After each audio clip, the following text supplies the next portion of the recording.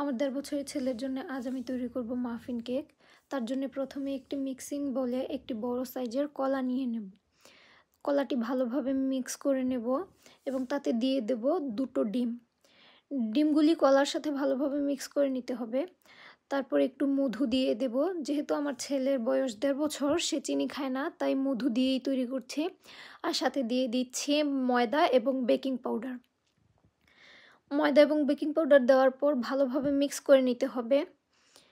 And then আগে থেকে melt করে রাখা বাটার দিয়ে সবগুলো উপকরণ একসাথে ভালোভাবে মিক্স করে নেব। তারপর একটি মাফিন মোল্ডে তৈরি করে রাখা ডোটা নিয়ে ওভেনে ১৫ থেকে ২০ মিনিটের জন্যে বেক করে নেব। আপনারা চাইলে চুলায়ও বেক করে নিতে পারেন, তবে আমি আজকে ওভেনে বেক করব। আর দেখুন, তৈরি হয়ে গেল আমার মাফিন কেক।